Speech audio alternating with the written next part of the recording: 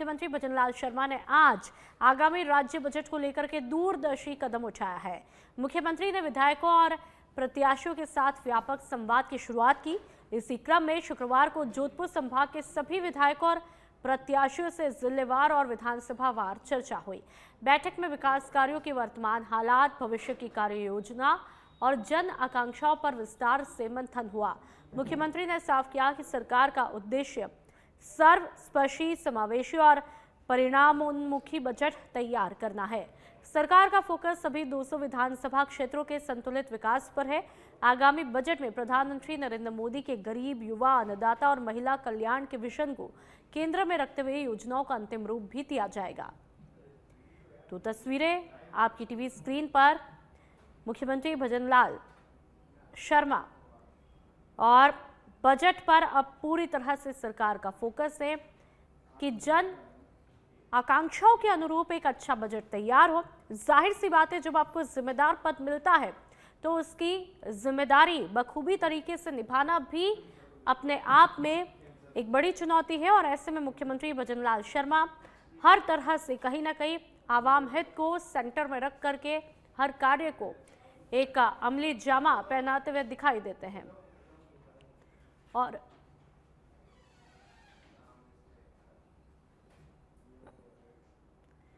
तो मुख्यमंत्री भजनलाल शर्मा बजट को लेकर के बड़ी पहल करते हैं। नए साल की शुरुआत में व्यापक संवाद शुरू किया जाता है। जाहिर सी बात है, जिस आवाम ने आपको जिम्मेदार पद पर बैठाया उनका ध्यान रखना सबसे पहले उस जिम्मेदार पद की जिम्मेदारी होती है। और ऐसे में जन आकांक्षाओं को पूरी तरह से ध्यान में रख करके बजट तैयार किया जा रहा है। जयपुर से एक और खबर, चौमू मामले पर विधायक बाल मुकुंदाचार्य का बयान सामने आया है। उन्होंने चौमू में अराजकता फैलाने वाले पत्थरबाजों के खिलाफ पुलिस प्रशासन की कार्रवाई को सराहनीय बताया है। विधायक ने कहा कि कुछ उद्दंडी तत्वों ने माहौल, भाईचारा, समृद्धि और विकास को नुकसान पहुंचाने की कोशिश की, लेकिन राज्य सरकार और पुलिस की सख्ती उनके लिए सजा है। उन्होंने साफ कहा कि जो लोग कायदा में रहेंगे वही फायदे में भी रहेंगे और जो नियमों से बाहर जाएंगे उनके खिलाफ प्रशासन की कार्रवाई तय है। विधायक बाल मुकुंदाचार्य ने प्रदेशवासियों से केंद्र और राज्य सरकार की योजनाओं का लाभ लेने की अपील की। उन्होंने कहा, प्रधानमंत्री नरेंद्र मोदी और गृह मंत्री अमित शाह के मार्गदर्शन में देश और प्रदेश विकास की राह पर आगे बढ़ा रहा है। मुख्यमंत्री भजनलाल शर्मा के नेतृत्व में राजस्थान में ऐतिहासिक विकास हुए और इस यात्रा में बाधा डालने वालों पर सख्त कार्रवाई भी होगी। मैं राजस्थान सरकार को, यशस्वी मुख्यमंत्री भजनलाल शर्मा साहब को और पुलिस प्रशासन को बहुत धन्यवाद, साधुवाद देता हूं। चौमू में अराजकता फैलाने वाले पत्थरबाजों को जिस प्रकार से पुलिस ने और राजस्थान सरकार ने दंडित किया है, ये बहुत अच्छा कदम है।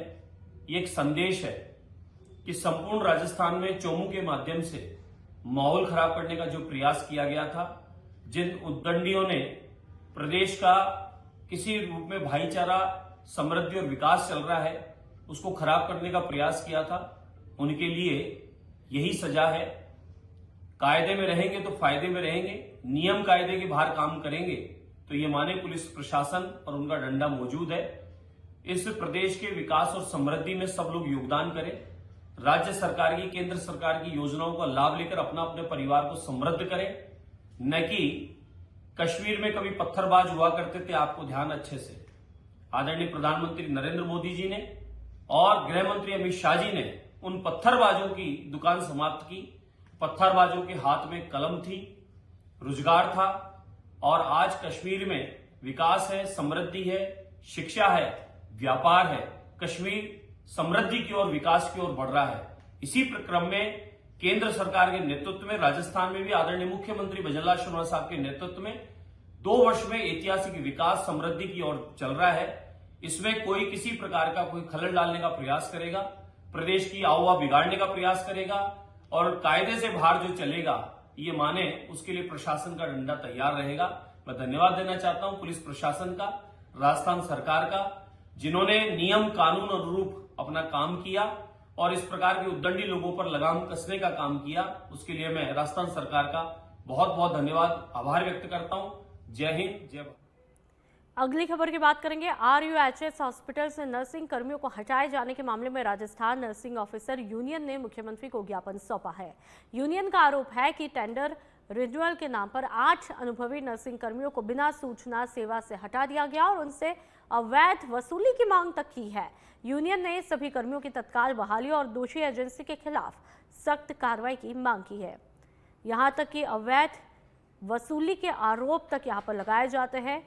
RUHS हॉस्पिटल से नर्सिंग कर्मियों को हटाने पर यह पूरा बखेड़ा खड़ा होता है। 15 महीने से RUHS के अंदर संविदा कर्मियों की सेवा दे रही थी, जिसमें नए कर्मचारी लगा दिए हैं 10 लोगों को हटा के, और हम लोग, और वो भी किस दिन करा है, नव वर्ष के दिन किया है, जिसके अंदर जो मुख्यमंत्री माननीय चिकित्सा मंत्री जो सब लोगों को नव वर्ष की शुभकामनाएं दे रहे थे, वहां हम लोगों को बेरोजगार कर दिया है। मैं इन लोगों से सभी से आग्रह करती हूं कि हम लोगों को पुनः इसमें लगाया जाए, क्योंकि हमको बहुत प्रताड़ित किया जा रहा है, बहुत परेशान किया जा रहा है, मानसिक रूप से हमको बेरोजगार कर दिया है। इसलिए कुछ एजेंसियों के द्वारा और बहुत सारे अधिकारी तो हम लोगों को बहुत परेशान किया जा रहा है। इसलिए मैं आप सभी से आग्रह करती हूं कि हम लोगों को पुनः अपनी जॉब दी जाए, सेवाएं दी जाए, जो हम लोग अस्पताल में दे रहे थे, RUHS हॉस्पिटल के प्रताप नगर सांगन। जयपुर के राजकीय विद्यालय में पढ़ने वाले विद्यार्थियों को अब निःशुल्क नेत्र चिकित्सा सुविधा मिलेगी। इस संबंध में राजस्थान स्कूल शिक्षा परिषद और लॉयंस क्लब जयपुर मेट्रो के बीच MOU पर हस्ताक्षर हुए हैं। इसके तहत विद्यार्थियों की आंखों की जांच की जाएगी और जरूरत पड़ने पर निःशुल्क चश्मे और उपचार की व्यवस्था भी की जाएगी। ये MOU 3 सालों के लिए प्रभावी रहेगा।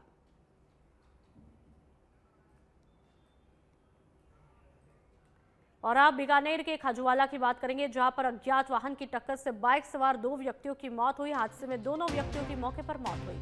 टक्कर मारने के बाद अज्ञात वाहन चालक फरार हुआ। खाजूवाला थानाधिकारी सुरेंद्र प्रजापत पुलिस टीम के साथ मौके पर पहुंचे। दोनों शव अस्पताल की मोर्चरी में रखवाए गए। खाजूवाला के माधो डिग्गी के पास ये हादसा हुआ और इस हादसे में 2 व्यक्तियों की जानें चली जाती है। टक्कर मारने के बाद अज्ञात वाहन चालक फरार हो जाता है। बहुत ही दुखद खबर, दुखद घटना। और देखिए कि कितना बेरहमी के साथ में यह हादसा होता है। बाइक पूरी तरह से चकनाचूर हो जाती है और ऐसे में हादसे की भयावहता को बयां करती ये तस्वीरें आप देख सकते हैं। और झटके में 2 जिंदगियां खत्म हो जाती है, जिसके चलते दोनों लोगों के परिवार में मातम का माहौल छा चुका है।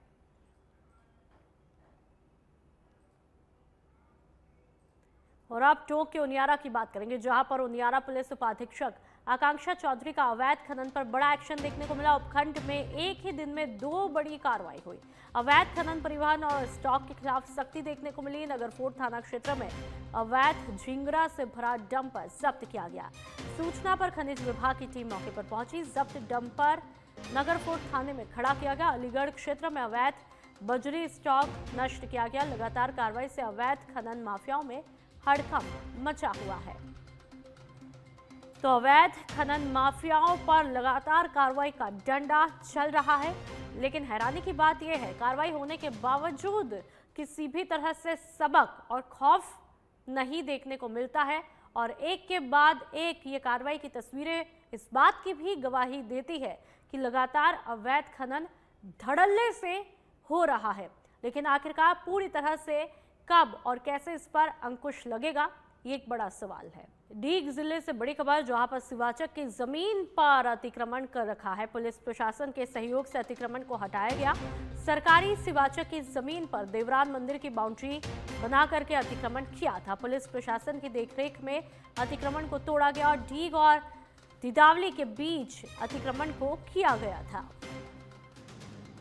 तो लगातार जहां पर एक तरफ अतिक्रमण की खबरें देखने को मिल रही है, तो कार्रवाई हालांकि हो रही है। पीला पंजा लगातार चल रहा है और ऐसे में एक और कार्रवाई की ये बानगी आप अपनी टीवी स्क्रीन पर देख लीजिए। देवरान मंदिर के उधर अतिक्रमण किया गया। यहाँ पर पूरी टीम मौके पर पहुंचती और अतिक्रमण को हटाया जाता है। शिवाचक की जमीन पर यहाँ पर अतिक्रमण कर रखा था और पुलिस प्रशासन के सहयोग से जहां भी इस इलाके में अतिक्रमण था, वहां पर उस मंदिर के इर्द गिर्द उस अतिक्रमण को हटाया गया। हनुमानगढ़ के टिब्बी के राठीखेड़ा में एथेनॉल फैक्ट्री के विरोध में किसान 7 जनवरी को संगरिया में महापंचायत करेंगे। इस संबंध में हनुमानगढ़ जंक्शन में आयोजित प्रेस वार्ता में किसान नेताओं ने राज्य सरकार और जिला प्रशासन पर वादा खिलाफी का आरोप तक लगाया है। साथ ही उन्होंने कहा किसानों की मांग है कि किसानों पर दर्ज मुकदमे वापस लिए जाए और फैक्ट्री का MOU रद्द किया जाए, मगर इस पर कोई कार्रवाई नहीं हुई। ऐसे में किसान अब 7 जनवरी को संगरिया में महापंचायत करेंगे और जब तक किसानों की मांगें पूरी नहीं होती तब तक किसानों का आंदोलन जारी रहेगा। तो महापंचायत का ऐलान तमाम किसानों ने कर दिया है अपनी मांगों को मनवाने के लिए, लेकिन अब इंतजार 7 जनवरी का होगा जब महापंचायत होगी। क्या उसके बाद भी किसानों के हक में ये तस्वीर बदलती है या नहीं, इस पर लगातार हमारी निगाहें बनी रहेगी।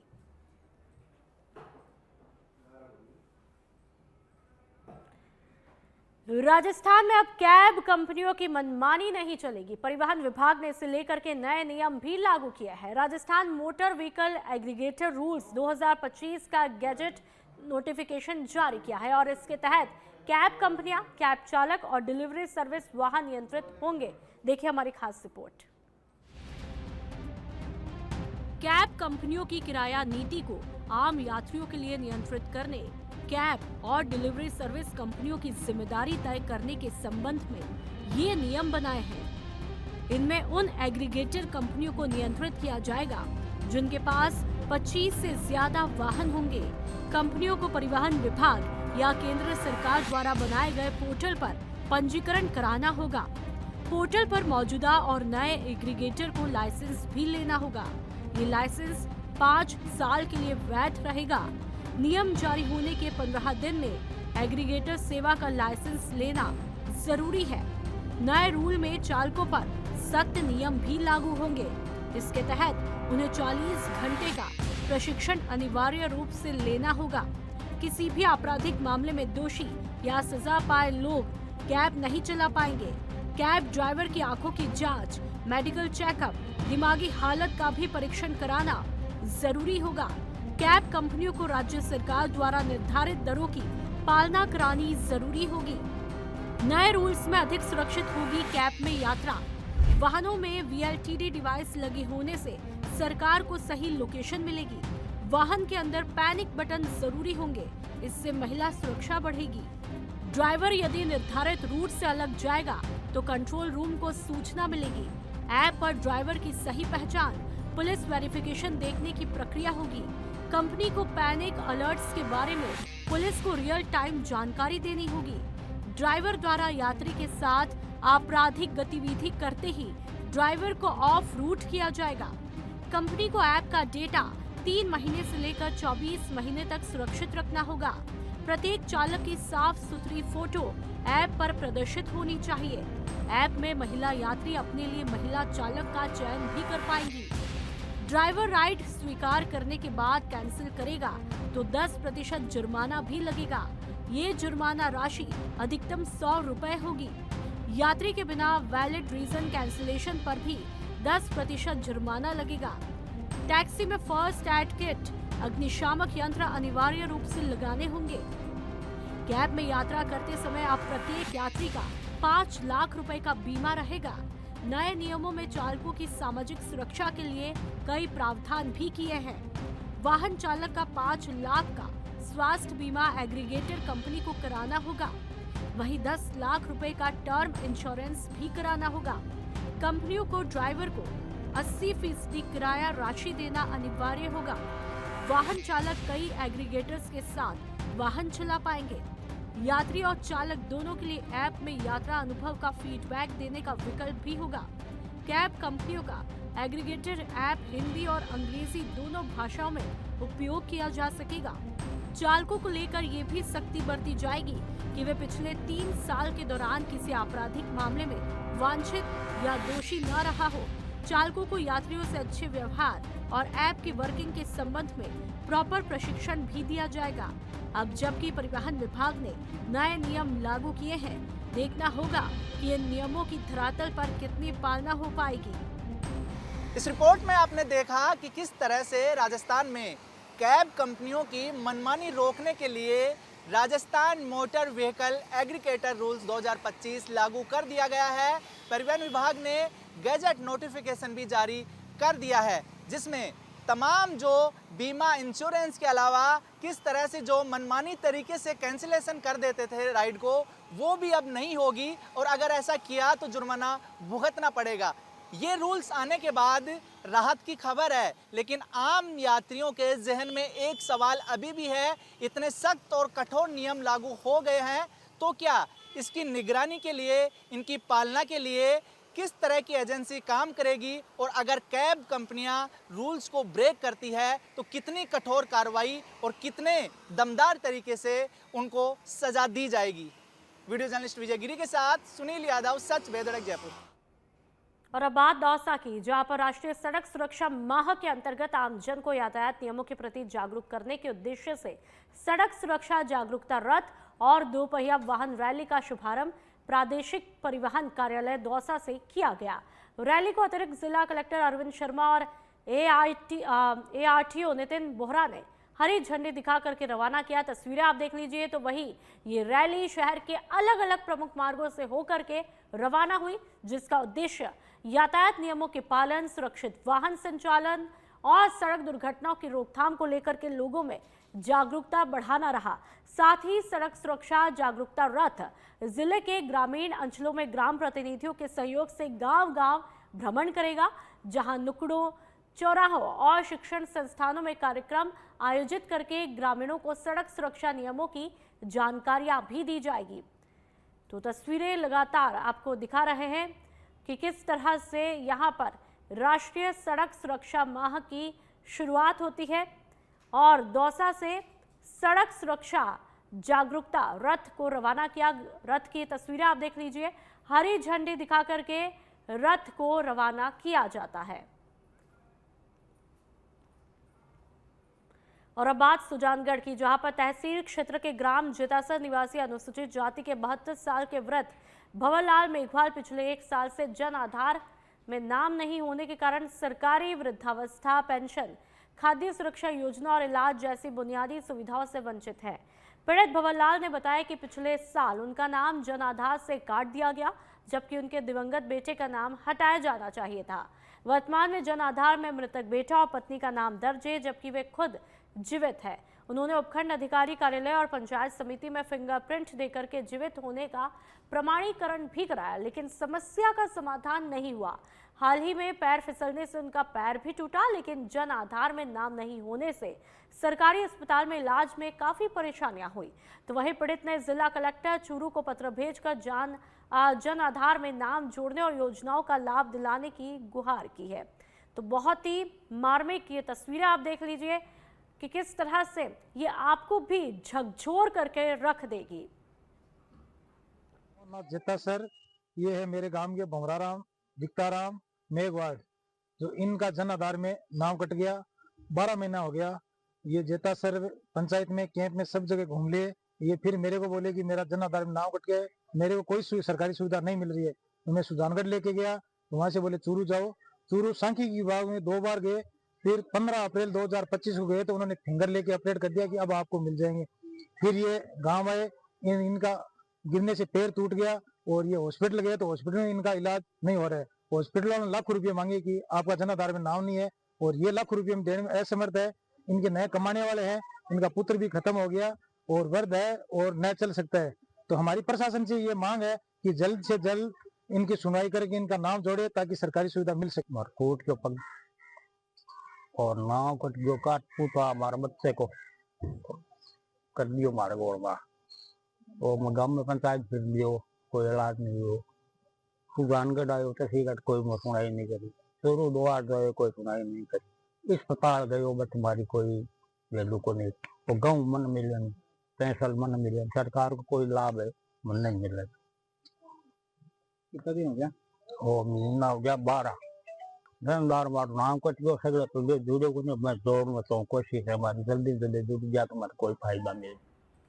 उम्मीद करते हैं ये खबर दिखाने के बाद शायद इन बुजुर्ग की तकदीर बदल जाए और जन आधार जो समस्या है उसको लेकर के इसका समाधान भी मिल जाए। बढ़ते आगे भिलवाड़ा के आसींद की बात करेंगे। जिला पुलिस अधीक्षक धर्मेंद्र सिंह यादव ने आज आसींद क्षेत्र का दौरा किया और पुलिस अधिकारियों के साथ में बैठक करके कानून व्यवस्था की समीक्षा की। आसींद थाने में आयोजित बैठक में एसपी ने वार्षिक प्रतिवेदन के कार्यों पर चर्चा की और लंबित मामलों के जल्द निस्तारण के निर्देश भी दिए। एसपी ने क्षेत्र में बढ़ती चोरी की वारदातों और सूदखोरी की शिकायतों को गंभीरता से लेते हुए गश्त व्यवस्था को और प्रभावी बनाने के आदेश दिए। उन्होंने अवैध ब्याज वसूली करने वाले सूदखोरों के खिलाफ सख्त कानूनी कार्रवाई के निर्देश दिए। इस दौरान प्रथम महिला थानाधिकारी की नियुक्ति को लेकर क्षेत्रवासियों ने संतोष भी जताया। बैठक में प्रशिक्षु आईपीएस आयुष कुमार, डीएसपी ओम प्रकाश सोलंकी और थानाधिकारी श्रद्धा पचौरी मौजूद रहे। आसीन थाने के दौरे के दौरान सीओ आसीन और एसएचओ और स्टाफ से विस्तृत चर्चा हुई है कि हम लोग क्या पिछले साल हमने क्या कार्रवाई की, क्या उपलब्धियां रही और क्या और अच्छा कर सकते हैं। इस संदर्भ में आगे आने वाले समय में जो आदतन अपराधी हैं उन पे विशेष निगरानी और नज़र रखा जाएगा और उनके खिलाफ निरोधात्मक कार्रवाई की जाएगी। और हम लोग ऐसे अपराधी भी चिन्हित कर रहे हैं जिन्होंने अपराध से अवैध संपत्ति अर्जित की है और उनके संपत्ति को भी नए कानून के तहत कुर्क किया जाएगा। और जो कुछ अपराध आप लोगों के माध्यम से और जनता के माध्यम से मेरे संज्ञान में लाए गए हैं उस पर भी कार्य योजना बनाई गई है और इसके अलावा गश्त और ट्रैफिक व्यवस्था पे भी विशेष ध्यान दिया जाएगा। बढ़ते हैं आगे। मकराना उपखंड के ग्राम पंचायत निम्बड़ी में वार्डों के पुनर्गठन को लेकर के विवाद यहां पर गहरा गया है। ग्रामवासियों ने उपखंड अधिकारी के नाम तहसीलदार को शिकायत पत्र सौंपते हुए ब्लॉक लेवल ऑफिसर हरेंद्र चौयल पर राजनीतिक साजिश के तहत अनियमितताएं बरतने का आरोप लगाया है। ग्रामीणों का कहना है कि वार्डों का गठन गलत तरीके से किया गया, जिससे एक ही परिवार के सदस्य अलग अलग वार्डों में बंट गए हैं। शिकायत में आरोप है कि बीएलओ ने स्थानीय और राजनीतिक लाभ के लिए मनमाने ढंग से वार्ड की सीमाएं बदली। कुछ ढाणियों को दूरस्थ क्षेत्रों में जोड़ने और अपने निवास को अलग वार्ड में रखने का भी आरोप लगाया है। ग्रामीणों ने बीएलओ को पद से हटाने, सभी नए वार्डों का पुनः सर्वे कराने और ग्रामवासियों और वार्ड पंचों की सहमति से पुनर्गठन की मांग की है। फिलहाल प्रशासन की तरफ से कोई आधिकारिक प्रतिक्रिया सामने नहीं आई है, लेकिन मामले की जांच की संभावना जताई जा रही है। जो राज्य सरकार से पंचायत राज में वार्डों का गठन किया जा रहा है, जिसमें हमारे ग्राम पंचायत नीमड़ी के वार्ड पूर्व में 4 थे, राज्य सरकार से 4 की जगह 6 बनाए गए हैं जनसंख्या के द्वारा, जिसमें बीएलओ स्थानीय नागरिक है वो श्री हरेंद्र चौयल, उनकी मनमर्जी से या राजनीतिक दबाव से जो 4 के 6 बनाए गए। सभी वार्डों में कुठाराघात किया गया है, नियम विरुद्ध सभी वार्ड बनाए गए हैं। किसी को एक घर को उठा के कहाँ डाल दिया गया है, किसी को कहाँ डाल दिया गया है, नियम विरुद्ध बनाए गए हैं। जिसमें 1 नंबर और 2 नंबर उसमें मन की मर्जी से उन्होंने वार्ड बनाए हैं। 1 नंबर में जो घर जाने चाहिए वो तो नहीं लिए गए और 2 नंबर में जो उठा के उनके खुद का वो वार्ड है उसमें राजपूतों की क्वालिटी का एक गांव में जो निवास घर कर रहा है उसको उठा के उसमें लिया गया है, वो गलत है। वो आबादी के बीच में जो रहता है, गांव में रहता है, वो घर वहीं रहना चाहिए। उसको उठा के ढाणी में डाला गया, 2 नंबर में डाला गया, वो गलत किया गया है, नियम विरुद्ध है। इसकी जांच करा के पुनः सर्वे करा के और वार्डों का गठन पुनः कराया जाए, जिसमें ग्रामवासियों की सहमति लिया जाए या वार्ड पंचों की सहमति। बीकानेर में एक आरपीएस अधिकारी के खिलाफ दर्ज पुराने केस को वापस लेने के लिए गैंगस्टर के नाम पर धमकाने का आरोप लगा है। पीड़ित को कुख्यात गैंगस्टर रोहित गुदारा के नाम से व्हाट्सएप कॉल और वॉइस नोट भेजे गए, जिनमें सीधे तौर पर जान से मारने की धमकी मिली है। मामला साल 2015 का है, जब कोर्ट गेट थानाधिकारी रहते हुए आरपीएस अधिकारी पर परिवादी से मारपीट का आरोप लगा था। ये मामला फिलहाल न्यायालय में विचाराधीन है। अब इसी केस को वापस लेने के लिए दबाव भी बनाया जा रहा है। धमकी मिलने के बाद पीड़ित महिला ने एसपी और आईजी से मिलकर लिखित शिकायत दी और सुरक्षा की मांग की। पुलिस कॉल डिटेल, लोकेशन और नेटवर्क ट्रेल की भी जांच की जा रही है। ये गैंगस्टर की सीधी दखल है या किसी साजिश का हिस्सा, ये जांच के बाद ही साफ होगा। फोन आया था और हमने उसका फोन किया तो उसने बोला कि आपका एक मुकदमा चल रहा है कोर्ट के थाने में। हमने मुकदमा कर रखा मेरी मम्मी ने संजय बोत्रा के खिलाफ। वो कह रहा है कि इसमें राजीपा कर लो और आपका बचाव होगा उसके अंदर आपको। लेकिन हमने उसको मना कर दिया कि हम राजीपा नहीं करेंगे किसी भी सूरत में। तो हमें वो धमका रहा है और लास्ट में ये बोल रहा है कि आपको और आपके परिवार को जान से मार देंगे। लेकिन हम आईजी साहब के पास इसलिए आए हैं कि हमें सुरक्षा दी जाए, और अगर हमारे पर कुछ भी होता है इसका जिम्मेदार खाली और खाली संजय बोत्रा और रोहित बोदारा ही होगा। इसके लिए हम आईजी साहब के पास आए हैं। क्या पूरा मामला है, कब का मामला है? 2016 में हमने संजय बोत्रा के खिलाफ, मेरी माता ने एक मुकदमा कर रखा है जो कोर्ट में चल रहा है अभी। उसके लिए वो हमें परेशान कर रहा है, कैसे करके आप हमें राजीपा करो, और हम उसके लिए वो रोहित बोदारा से फ़ोन करवा रहे हैं, और रोहित बोदारा ने हम जान से मारने की धमकी दी है। ऑडियो कॉल पे हमारे पास वीडियो रिकॉर्डिंग भी पड़ी है उसकी, जो हमने की थी, और जो हमने आईजी साहब को, एसपी साहब को सुना भी दी है। और हम तो इतना ही निवेदन करना चाहते हैं आपके निवेदन से भी, आप आईजी साहब प्रशासन से कि हमें सुरक्षा दी जाए, और मेरे घर के खिलाफ कोई भी अगर कुछ भी होता है तो उसका जिम्मेदार खाली और खाली संजय बोत्रा और रोहित बोदारा ही होगा। तो आपको कैसे पता चला कि ये भाई फोन हुई? सर उसका नाम से फ़ोन आया था, उसने बोला था मैं रोहित बोदारा बोल रहा हूँ, जो इंटरनेशनल कॉल है उसका, वो देखा, उसके बाद मैंने रिकॉर्डिंग शुरू कर दी उसकी। मेरा कोई मुकदमा चल रहा है कि 9 साल से संजय बोत्रा के खिलाफ। संजय बोत्रा मेरे बच्चे के फ़ोन पे रोहित बोदारे से फ़ोन करवा रहा है कि आप राजीपा कर लो, नहीं तो आपको बहुत ज़्यादा खतरा होगा। लेकिन मैंने कह दिया भाई खतरा क्यों होगा, हम राजीपा नहीं करेंगे। तो कहते हैं आपको, आपके परिवार को मैं ख़त्म कर दूंगा। मुझे रोहित संजय बोत्रा ने कहा है। किस तरह के फोन आ रहे हैं, क्या धमकी मिल रही है? भाई ये बोल रहे हैं कि भी जान से मार दे रहे हैं, जान से मारने की धमकी दे रहा है कि आपके परिवार को खत्म कर दूंगा। इतनी गंदी गंदी गालियाँ बक रहा है वो हमें।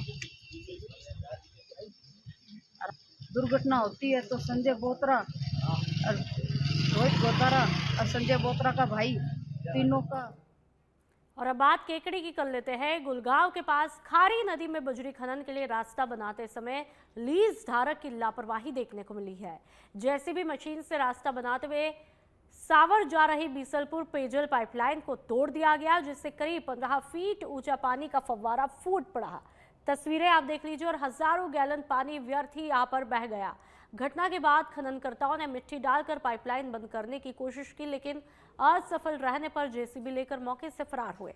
सूचना पर जलदाय विभाग ने पेयजल आपूर्ति बंद करके मरम्मत का काम शुरू किया। जलदाय विभाग के एएन योगेश कटारिया ने बताया कि लाइन दुरुस्तीकरण अभी जारी है और करीब 10 घंटे तक सावर क्षेत्र की पेयजल सप्लाई बाधित रहेगी। तो वही खनिज अभियंता मनोज तंवर ने नियमों के उल्लंघन पर लीज धारक के खिलाफ कार्रवाई की बात कही है। झुंझुनू की बात करेंगे, जहां पर जिला उद्योग और वाणिज्य केंद्र की तरफ से अबुसर स्थित ग्रामीण हाट परिसर में 10 दिवसीय शेखावाटी हस्तशिल्प और पर्यटन मेले का विधिवत तरीके से शुभारंभ किया गया। मेले का उद्घाटन जिला कलेक्टर डॉक्टर अरुण गर्ग ने मुख्य अतिथि के रूप में किया। जिला कलेक्टर ने मेले में लगी विभिन्न स्टॉलों का अवलोकन भी किया और कारीगरों से उनके उत्पादों और निर्माण प्रक्रिया की जानकारी ली। उन्होंने कहा कि ये मेला पिछले 29 सालों से लगातार आयोजित किया जा रहा है, जिससे शेखावाटी के पर्यटन के साथ ही लघु उद्योगों और हस्तशिल्प कारीगरों को बड़ा मंच मिल रहा है। जिला उद्योग केंद्र के महाप्रबंधक अभिषेक चौबदार ने बताया कि मेले में लगभग 250 स्टॉल भी लगाई है। दिन में पारंपरिक खेलकूद और शाम को सांस्कृतिक कार्यक्रम यहां पर रखे जाएंगे। करीब 250 स्टॉल्स स्थापित हुई है और पिछले 29 साल से ये मेला आयोजित किया जा रहा है और इसमें बड़ी खुशी है कि जो भी लोग पहले ही आए हैं उन सबका व्यवसाय बड़ा अच्छा रहा है। तो दोनों को विन विन सिचुएशन है। जो लोग खुद दस्तकार का जो और शिल्पकार है उनको अपना प्रोडक्ट बेचने के लिए बढ़िया फोरम मिलता है, और झुंझुनू और आसपास के जो लोग हैं उन्हें जो भी शॉपिंग करनी होती है वो उनके डोर स्टेप पे अवेलेबल हो जाती है। और अच्छी व्यवस्था विभाग इसमें करता है। जो कुछ व्यवस्था जन सहयोग से की जाती है, बाकी व्यवस्था जो लोकल खर्चे से की जाती है। तो नो प्रॉफिट नो लॉस पे आयोजन है, लेकिन एक भव्य आयोजन है। 250 स्टॉल 10 दिन तक रहती है और उसके अलावा लोगों के मनोरंजन के लिए अन्य व्यवस्था भी रहती है। तो इसके माध्यम से पर्यटन को विकास बढ़ावा मिलता है, इकोनॉमी को बढ़ावा मिलता है, जो मैं शिल्पकार है उनको बढ़ावा मिलता है और एक फेस्टिव जो एक माहौल है ऐसा लोगों को महसूस होता है। तो मेरी हार्दिक शुभकामनाएं जो भी दस्तकार शिल्पकार यहाँ आए हैं कि उनका व्यवसाय बहुत अच्छा रहे और एक बहुत सुखद और सफल ये। और नौत के प्रतापगढ़ में मांडवी गांव में चोरों ने सूने मकान का ताला तोड़कर नकदी और जेवरात चोरी किए। पीड़ित पुष्कर लाल प्रजापत परिवार सहित सामाजिक काम से धार गए हुए थे और इसी दौरान चोरों ने घर में प्रवेश करके 35,000 रुपए नकद, 1 तोला सोने की बाली, लगभग 200 ग्राम चांदी की पाजेब और कुछ कीमती कपड़े ले उड़े। तस्वीरें आप देख लीजिए। परिवार के लौटने पर ताले टूटे और सामान बिखरा देखकर चोरी का पता चला। कोटड़ी थाना पुलिस ने जांच शुरू की और आसपास पूछताछ के बाद चोरों की पहचान करके गिरफ्तारी का प्रयास भी कर रही है। घटना के बाद गांव में दहशत का माहौल और ग्रामीणों ने रात्रि गश्त बढ़ाने की मांग की है। श्री गंगानगर के राय सिंह नगर में 29 दिसंबर की देर रात हुई कार्रवाई के मामले में पुलिस को बड़ी सफलता हाथ लगी है।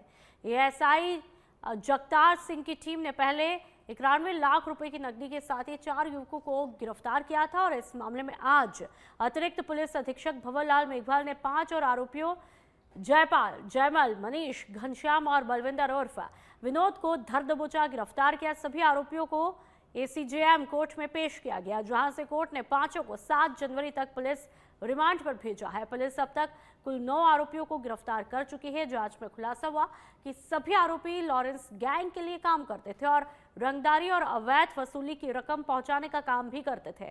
पुलिस राजस्थान सहित अन्य राज्यों से भी लोगों से पूछताछ कर रही है और आगे और भी गिरफ्तारियों की संभावना जताई जा रही है।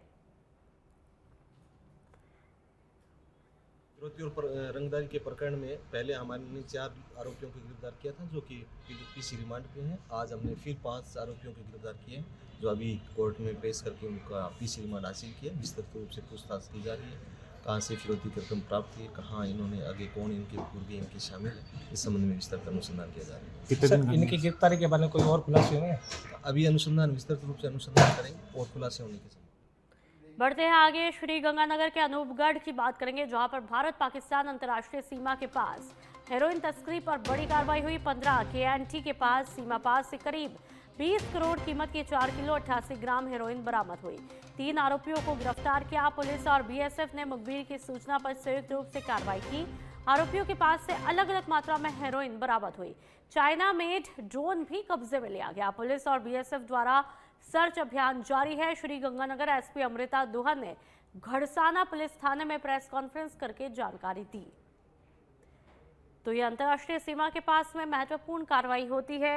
4 किलो 88 ग्राम हेरोइन बरामद की गई। ये तमाम आरोपी पुलिस के कब्जे में। बिल्कुल, जैसे राज्य सरकार की भी प्राथमिकता है और हमारे पुलिस मुख्यालय में पुलिस महानिदेशक और रेंज में श्रीमान IG पुलिस महानिरीक्षक बीकानेर रेंज इसी चीज़ पर ही फोकस करता है कि जो श्री गंगानगर और इधर बॉर्डर पार तस्करी के विरुद्ध हम प्रभावी कार्रवाई करें। उसी क्रम में ये एक बहुत ही बड़ी कार्रवाई है। लगभग 4 किलो हेरोइन जब्त की गई है पुलिस थाना रावला के द्वारा और इसमें साथ में एक ड्रोन भी जब्त किया गया है। इसमें FIR दर्ज करके और अब हम अग्रिम अनुसंधान करेंगे। इसमें जो साथ में 3 आरोपी भी गिरफ्तार किए गए हैं और उनके पास से ही ये जो 4 किलो हीरोइन है और ड्रोन है वो जब्त किया गया है। जो आरोपी हैं वो हैं जगनदीप सिंह, उम्र 26 साल, निवासी अनूपगढ़, और नीटू सिंह, उम्र 21 साल, पुलिस थाना हनुमानगढ़ सदर, और सतपाल सिंह 27 साल, पुलिस थाना नई मंडी। बढ़ते हैं आगे। करौली पुलिस अधीक्षक लोकेश सोनवाल के निर्देशन में अमीनुद्दीन खान उर्फ आमीन को जिला कारागृह हिंडौन सिटी से प्रोडक्शन वारंट पर गिरफ्तार किया गया। आरोपी ने 2 अप्रैल 2022 को हिंदू नववर्ष पर रामनवमी शोभा यात्रा बाइक रैली पर पथराव, आगजनी और सांप्रदायिक हिंसा कराई थी। इस दौरान करीब 30 लोग घायल हुए और 80 से ज्यादा लोगों की निजी और सरकारी संपत्ति को नुकसान पहुंचा। पुलिस जांच में खुलासा हुआ कि अमीनुद्दीन ने पूर्व नियोजित तरीके से विशेष समुदाय के लोगों के साथ में मीटिंग करके हमला आयोजित किया था। तकनीकी और स्वतंत्र गवाह साक्ष्यों से आरोपी की घटना स्थल पर उपस्थिति तय हुई। अमीनुद्दीन के खिलाफ करौली, रामगंज, गंगापुर और हिंडौन सिटी थाने में कई मुकदमे दर्ज हैं। शोभा यात्रा वहाँ से गुजर रही थी, बाइक रैली गुजर रही थी, तो उसमें भारी पथराव हुआ। फिर शहर के अंदर कर्फ्यू लगाया और शहर में हिंसा की चपेट में चले गया और काफ़ी दुकानें और काफ़ी क्षति हुई संपत्ति को। उसके एक मास्टरमाइंड आज अमीनुद्दीन को हमने आज गिरफ्तार किया है। पथरावली में पहले से साक्ष्य मौजूद थे, जुर्म प्रमाणित था। साथ ही एक दिन पहले हमने उनके खिलाफ एक सट्टे की कार्रवाई की थी। संगठित गिरोह चलाने के आरोप में हिंडौन सिटी में मुकदमा दर्ज हुआ था, जिसमें अमीनुद्दीन के द्वारा एक क्रिकेट का सट्टा रैकेट चलाने की शाख से लेते हुए उनको गिरफ्तार किया और अभी वो हिंडौन जेल के अंदर अभी जेसी में थे। उनको हमारे आईओ श्री संतराम जी, हमारे सीओ सिटी अनूप शुभम ने जरिए प्रोडक्शन वारंट उनको भी गिरफ्तार किया और ले आए। बांसवाड़ा में मुख्य चिकित्सा और स्वास्थ्य अधिकारी डॉक्टर खुशपाल सिंह राठौड़ ने शुक्रवार को 3 चिकित्सा संस्थानों का औचक निरीक्षण किया। गोपीनाथ का गढ़ा स्थित संस्थान में 4 कार्मिक अनुपस्थित पाए गए, जबकि दवा वितरण, बायोमेडिकल वेस्ट प्रबंधन और कोल्ड चेन रजिस्टर में खामियां भी मिली। डडुका स्थित आयुष्मान आरोग्य मंदिर में IEC प्रदर्शनी सुचारू न रहने और बायोमेडिकल वेस्ट प्रोटोकॉल का पालन न होने पर असंतोष यहां पर व्यक्त किया गया। परतापुर के नवापादर जनता क्लिनिक में रिकॉर्ड और दवा भंडारण भी अव्यवस्थित पाया गया। सभी संस्थानों में CMHO ने सुधार के निर्देश दिए और अनुपस्थित कार्मिकों से स्पष्टीकरण लेने के आदेश भी जारी किए। डॉक्टर राठौड़ ने व्यवस्थाओं में तत्काल सुधार करने पर जोर दिया। और अब भीलवाड़ा के जहाजपुर की बात करेंगे, जहां पर ट्रेलर और ट्रक में आमने सामने भिड़ंत हुई। हादसे में एक व्यक्ति की मौत और अन्य व्यक्ति गंभीर रूप से जख्मी हुआ। सूचना पर जहाजपुर थाना पुलिस मौके पर पहुंची। मृतक का शव मोर्चरी में रखवाया गया और घायल का प्राथमिक उपचार जारी करके मृतक युवक की पहचान अभी साफ नहीं हो पाई है। घटना टांक पेट्रोल पंप के पास में हुई है। तो हादसे में एक व्यक्ति की जान तक चली जाती है, एक गंभीर रूप से जख्मी है। पुलिस मौके पर हालांकि पहुंच चुकी है और मृतक का शव मोर्चरी में रखवाया गया। घायल का प्राथमिक उपचार फिलहाल अभी भी जारी है और ये घटना टांक पेट्रोल पंप के पास में हुई है। फिलहाल जिस युवक की मौत हुई है अभी उसकी पहचान नहीं हो पाई है। तो ये तस्वीरें आप देख लीजिए कि किस तरह से ये तस्वीरें अपने आप में बताने के लिए काफ़ी है कि कितना हादसा भयंकर रहा होगा। और ब्लर करके घायल की तस्वीर हमने दिखाई है, बहुत ही जख्मी अवस्था में दर्द से कराता हुआ यहाँ पर दिखाई दे रहा है। भीलवाड़ा के जहाजपुर की एक घटना है। हालांकि इस हादसे के बाद में अफरा तफरी का माहौल देखने को मिलता है। घायल को तुरंत एम्बुलेंस से अस्पताल पहुंचाया जाता है, लेकिन दुखद खबर, एक व्यक्ति की जान तक यहां पर चली जाती है। और अब बात बिलाड़ा की, जहां पर रोडवेज बस कंडक्टर ने चलती बस से एक यात्री को धक्का देकर के फेंक दिया। घायल यात्री गणपत सारण को ग्रामीणों की मदद से एम्बुलेंस द्वारा ट्रॉमा सेंटर बिलाड़ा पहुंचाया, लेकिन इलाज के दौरान उसकी मौत हो गई। ये घटना भावी गांव में यात्री को बस से उतारने को लेकर के झगड़े के दौरान हुई। जानकारी के मुताबिक रोडवेज बसों में कंडक्टर और चालक कई सालों से अपनी मनमर्जी पर चलते हुए यात्रियों को गांव से 2 किलोमीटर पहले बाईपास पर ही उतार देते थे, जबकि उच्च अधिकारियों को कई बार ज्ञापन भी दिया था। इस दर्दनाक घटना के बाद बिलाड़ा पुलिस ने बस और कंडक्टर को हिरासत में लिया है। घटना के बाद भावी गांव में आक्रोश देखने को मिल रहा है। तो इलाज के दौरान यात्री की मौत हो जाती है। यात्री को भावी गांव में उतारने को लेकर के पूरा विवाद खड़ा होता है। बस स्टैंड पे, बिलाड़ा बस स्टैंड पे भी दोनों झगड़ रहे थे। हाँ छोड़ो। वहाँ से झगड़ते हुए आए थे, बीच में शांत हो गए थे। यहाँ उतरने से पहले फिर आपस में दोनों ने गाड़ी गलौज किए। हाथ छोड़ो। धक्का मुक्की करते टेम्पो सवारी गिरी, क्योंकि बैंड बस स्टैंड पे यहाँ यही वो आगे पीछे थोड़ा। मेरे को पता लगा भाई दोनों जोर झगड़े, मैंने ब्रेक लिया। अब गाड़ी रुकती से तो रुकती। और वो रोज आपके साथ आता है ना? मेरे साथ ही आता है शरीफ छोड़। ये लड़का कैसे था सर व्यवहार में? व्यवहार कैसे था? वो लड़का बहुत बढ़िया व्यवहार था इस लड़के का। मैं कह रहा हूँ इस बात। ठीक है, मेरे साथ ही आता था। अलवर में केंद्रीय वन और पर्यावरण मंत्री भूपेंद्र यादव ने शुक्रवार साय अपने निजी निवास पर जन सुनवाई आयोजित की। इस मौके पर लोकसभा क्षेत्र के लोगों ने बड़ी संख्या में भाग लिया और अपनी समस्याओं की लिखित परिवेदनाएं भी पेश की। तस्वीरें आप देख लीजिए। केंद्रीय मंत्री ने सभी परिवेदनाओं को ध्यानपूर्वक सुना और तत्काल निस्तारण के लिए निर्देश भी दिए गए। यहाँ पर इस दौरान जमीन अतिक्रमण और पैमाइश से जुड़े मामले भी देखने को मिले। मंत्री यादव ने साफ किया कि सभी परिवेदनाओं का तुरंत प्रभाव से समाधान हो ताकि आमजन को राहत मिले। इस जन सुनवाई में आम नागरिकों की समस्याओं के समाधान की दिशा में सकारात्मक पहल भी की गई। ब्यावर मसूदा गोयला स्टेट हाईवे 26A पर स्थित लसांठिया टोल प्लाजा को टोल मुक्त कराने की मांग को लेकर के टोल मुक्त संघर्ष समिति के बैनर तले गुरुवार से अनिश्चितकालीन धरना प्रदर्शन शुरू हुआ। सुबह 10 बजे शुरू हुए इस आंदोलन में ग्रामीणों, किसानों, श्रमिक संगठनों, सरपंचों, पूर्व सरपंचों, ट्रांसपोर्टर और जनप्रतिनिधियों का व्यापक समर्थन मिल रहा है। प्रदर्शनकारियों की मांग है कि स्थानीय वाहनों से टोल वसूली तुरंत बंद हो और नियम विरुद्ध लगाए गए टोल प्लाजा को भी हटाया जाए। जिला कलेक्टर को ज्ञापन देने के बावजूद कोई कार्रवाई न होने पर आंदोलनकारी आगे भी प्रशासन को चेतावनी दे रहे हैं। फिलहाल आंदोलन शांतिपूर्ण ढंग से जारी है और मांगे पूरी होने तक धरना जारी रखने का संकल्प भी लिया गया है। तो तस्वीरें लगातार आपकी टीवी स्क्रीन पर।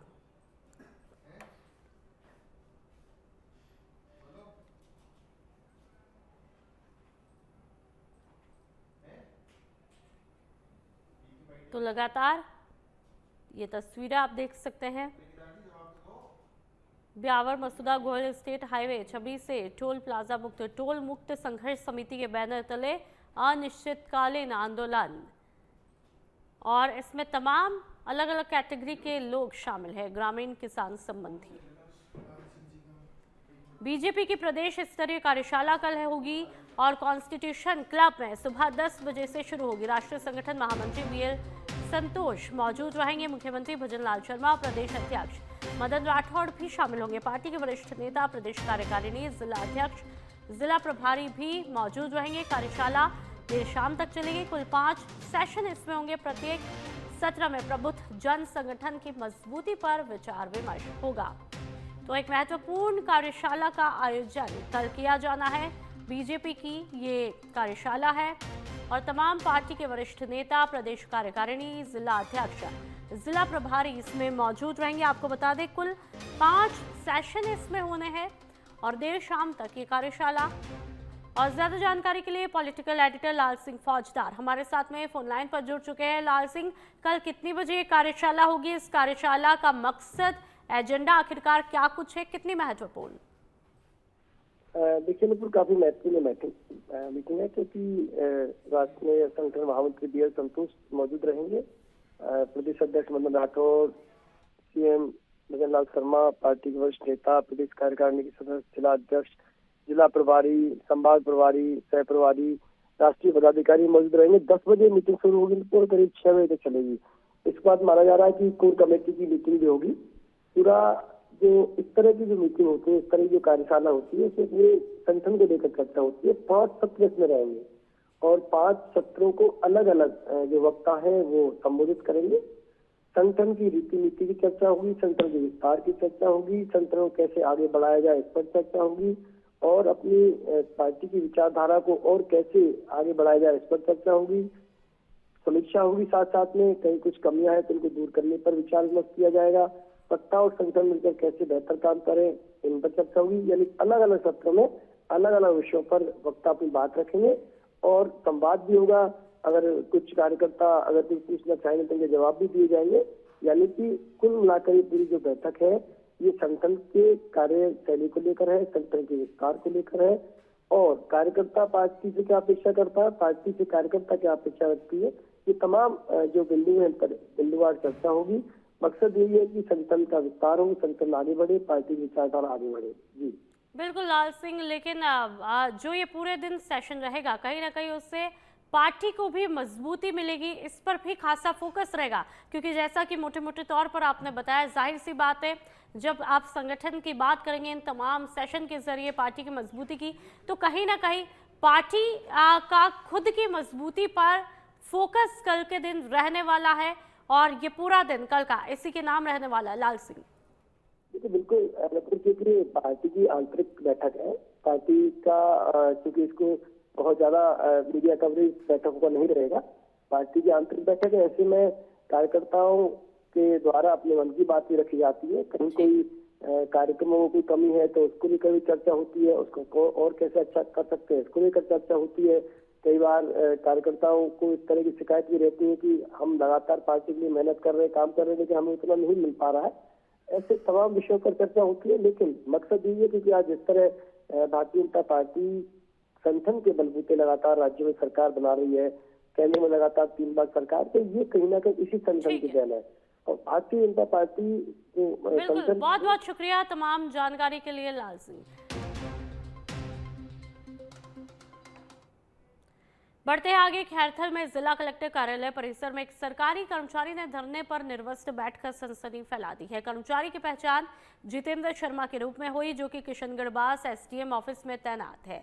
और मीडिया से बातचीत में उन्होंने बताया कि कदम अपने जीवन में पहले किए गए गलत कार्यों और भविष्य में होने वाली गलतियों के लिए प्रायश्चित के लिए उठाया गया। घटना की जानकारी मिलते ही पुलिस मौके पर पहुंची और कर्मचारी को हिरासत में लेकर के थाने ले गई, जहां उनसे पूछताछ भी हो रही है। अतिरिक्त जिला कलेक्टर शिवपाल सिंह जाट ने बताया कि बिना सूचना के कार्यालय पहुंचकर निर्वस्त्र धरना देना अनुशासनहीनता की श्रेणी में आता है और मामले में नियमानुसार अब कार्रवाई भी होगी। तो ब्लर करके हमने तस्वीरों को दिखाया है। ये उनका संतुष्टि के लिए अपने प्रायश्चित, और आगे मैं जो कुछ गलतियां करूंगा उसके लिए प्रायश्चित। क्या गलती हुई, ऐसा क्या मजबूरी हो गई? नहीं, कोई मजबूरी, कोई मांग नहीं है किसी से, बस ये है, बस अपने आने वाला अग्रिम प्रायश्चित है ये। आने वाले जो मैं पाप करूंगा ना अपने हाथों से, उसका अग्रिम प्रायश्चित। सरकारी कर्मचारी अधिकारी के आचरण के बिल्कुल विरुद्ध है और इस कर्मचारी के नोटोरियस किस्म का कर्मचारी है। पूर्व में भी इसके खिलाफ एफआईआर दर्ज हो रखी है। इस कार्यालय में इसके खिलाफ 16 की चार्जशीट भी चल रही है। इस कारण से इस कर्मचारी का ट्रांसफर यहाँ से किशनगढ़बास किया गया था और आज ये बिना किसी सूचना के, बिना कोई बात के अचानक आकर के यहाँ कलेक्ट्रेट के बाहर कपड़े खोल के बैठ गए। बिल्कुल इनके आचरण के खिलाफ इनके नियमानुसार कानूनी कार्रवाई भी की जाएगी, विभागीय कार्रवाई भी की जाएगी। तो ये किशनगढ़बास कब से पोस्टेड है? किशनगढ़बास करीब 8-7 महीने के पोस्टेड वही है किशनगढ़बास। तो उसके बाद नौकरी कर रहा था, आता था यहीं आता? नहीं, नौकरी नहीं कर रहा था, ये भाग भाग के यहाँ आ जाता है। तो अब आज भी जैसे आ गया यहाँ पर, तो अचानक बाहर कपड़े खोल के बैठा है, तो इस पर कार्रवाई की जाएगी। आज तो नहीं, ऑफिस में तो इसकी ड्यूटी वहाँ थी, जब कभी भी आया है तो कोई काम से आया होगा, बाकी तो ऑफिस ड्यूटी इसकी वही थी। इसको तहसील में भी लगाया गया था? हाँ, वो किशनगढ़बास से इसने कहा कि मेरे दूर पड़ता था, इसको तहसील में डेपुटेशन किया गया था, परंतु वापस ये अपनी हरकतों से बाज गया था। बार बार नोटोरियस किस्म के तरीके अपनाता है, इस कारण से इसको वापस किशनगढ़बास में लगा दिया। तो ये तो कहता है मैं प्रताड़ित हूँ। पता नहीं किस बात की प्रताड़ना, किसी सरकारी कर्मचारी को अगर काम करने में प्रताड़ना है तो उसका तो क्या ही कर सकते हैं। तो अब इसमें की जाएगी? बिल्कुल नियमानुसार जो भी कार्रवाई बढ़ेगी, कानूनी कार्रवाई भी कराएंगे और विभागीय कार्रवाई।